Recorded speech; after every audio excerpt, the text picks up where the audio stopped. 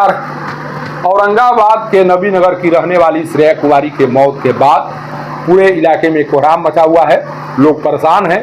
लोगों को समझ में नहीं आ रहा है कि वह अपनी बेटी को पढ़ाई के लिए कैसे भेजें, कैसे उनकी बेटी सुरक्षित रह पाएगी और कैसे कोई सुशासन की सरकार पर भरोसा करे। कारण कि इसी भरोसे के कारण एक लड़की की जान चली गई है। लोगों को लगता था कि नहीं, 2005 के बाद से बिहार की स्थिति बदल चुकी है। अब किसी बेटी, किसी महिला के साथ कोई विभत्स घटना सामने नहीं आएगी। कोई महिला के साथ किसी भी तरह के कार्य को करने से पहले 10 बार सोचेगा, लेकिन जब इस तरह की घटना सामने आ गई उसके बाद से लगता है कि अभी भी बिहार की बेटी सुरक्षित नहीं है। अभी भी बिहार की बेटी को किसी कार्य के लिए बाहर निकलने में 10 बार सोचना पड़ता है। पढ़ाई तक को जाने में उसे कई तरह की मुश्किलों का सामना करना पड़ता है। इसीलिए बिहार की बेटियां इस घटना के बाद डरी सहमी हैं। उन्हें लगता है कि किसी दरिंदों के द्वारा पढ़ाई करने के लिए जाने के क्रम में उन्हें शिकार बना दिया जाएगा, उनके साथ कुछ अनहोनी कर दी जाएगी। इसीलिए इस घटना के बाद से जो भी बेटियां हैं, जो भी इस घटना के बारे में सुनी है या जिन्हें भी इस घटना के बारे में जानकारी लगी है, वो तमाम बेटियां, वो तमाम महिलाएं डरी सहमी सी दिखाई पड़ रही हैं। और उनके जुबान पर एक ही सवाल है कि कब तक हम इन दरिंदों के चंगुल में फंसते रहेंगे, कब तक हमें दरिंदे शिकार बनाते रहेंगे और कब तक बिहार में सुशासन की सरकार होने का दावा किया जाता रहेगा। अगर इस तरह की बात नहीं है तो फिर जब मौत की घटना सामने आई, जब उस बेटी के शव को बरामद किया गया, उसके बाद से अभी तक जिसके द्वारा इस तरह के कृत्य किए गए या इस तरह की घटना को अंजाम दिया गया, उसकी गिरफ्तारी क्यों नहीं हो सकी। जिस तरह से बयान आ रहे हैं, जिस तरह से परिजनों के द्वारा बताने की कोशिश की जा रही है, उसे साफ लग रहा है कि इस घटना के बाद पुलिसिया कार्रवाई एक तरह से लीपापोती की ओर बढ़ रही है और परिजनों को लगता है कि पुलिस जिस तरह से कार्य कर रही है, उस कार्य के आधार पर उनकी बेटी को इंसाफ नहीं मिल पाएगा। कारण कि पिता और माता का बयान सामने आ चुका है। जिस तरह से उन लोगों के द्वारा ये कहा जा रहा है कि जिनके द्वारा मेरी बेटी के साथ इस तरह की घटना को कारित करने का दुस्साहस किया गया है, उन्हें सख्त से सख्त सज़ा दी जाए, उसे फांसी की सज़ा दिया जाए। लेकिन किसे फांसी की सज़ा दी जाएगी? जब कोई दरिंदे पुलिस के गिरफ्त में नहीं आएंगे, जब तक से दरिंदों की पहचान नहीं होगी, तब तक से किसे फांसी की सज़ा दी जाएगी? ये सबसे बड़ा सवाल है।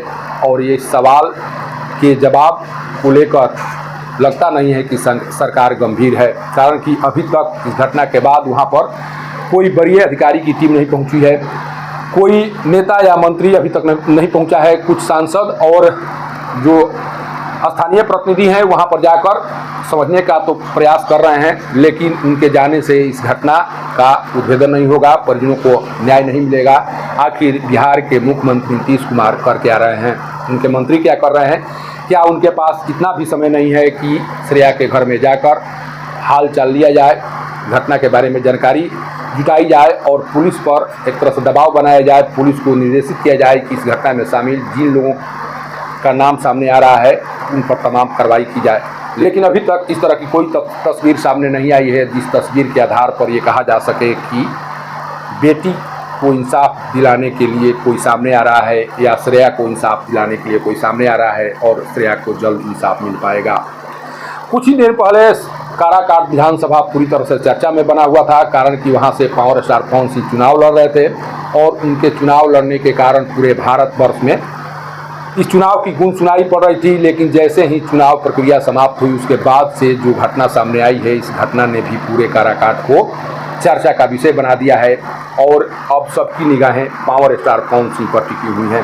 पावर स्टार पवन सिंह के द्वारा ट्वीट करके अपने फेसबुक पेज के माध्यम से बताने की कोशिश की गई है कि वो इस घटना से काफ़ी आहत हैं। उनकी पत्नी के द्वारा भी ट्वीट किया गया है, इस घटना के प्रति संवेदना व्यक्त की गई है। लेकिन केवल इतना करने से श्रेया को न्याय नहीं मिल पाएगा। पवन सिंह को आगे आना होगा, पवन सिंह को उस घटनास्थल पर जाना होगा, परिजनों से मिलना होगा और पूरे मामले की जानकारी लेनी होगी। तब लोगों को लगेगा कि नहीं, पावर स्टार पवन सिंह केवल यहाँ पर चुनाव लड़ने के लिए नहीं आए थे, बल्कि अभी भी वो सभी के सुख दुख के साथी बने हुए हैं। अभी भी वो प्रत्येक लोगों की सुरक्षा को लेकर चिंतित हैं और इसीलिए लगातार पवन सिंह के आने की मांग लोगों के द्वारा की जा रही है। और वाकई में अगर वहाँ पर पवन सिंह पहुँचते हैं तो प्रशासन के ऊपर दबाव बनेगा, पुलिस के ऊपर दबाव बनेगा और श्रेया को भी इंसाफ जरूर मिलेगा। इसीलिए लगातार लोगों की कोशिश है कि किसी तरह से पवन सिंह घटनास्थल पर पहुँचे और पूरी घटना के बारे में जानकारी लें, प्रशासन से बात करें,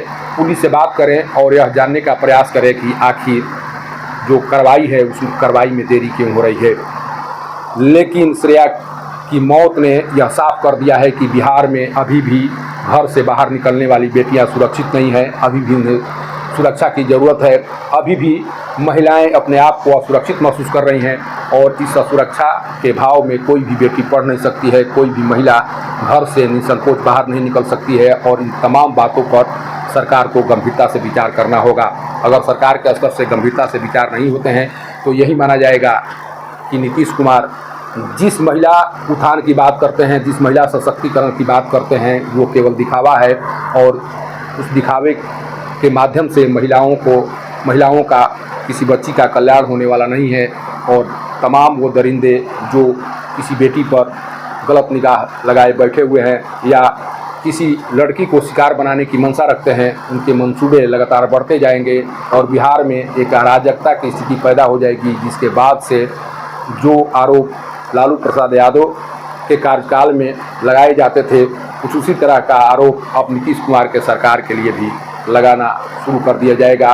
और लोग कहते हुए सुनाई पड़ेंगे कि लालू प्रसाद यादव के कार्यकाल से भी बदतर कार्यकाल नीतीश कुमार का रहा है और इनके कार्यकाल में कोई भी महिला, कोई भी बेटी सुरक्षित नहीं है। सासाराम से पब्लिक न्यूज़ के लिए सत्येंद्र चौबे की रिपोर्ट।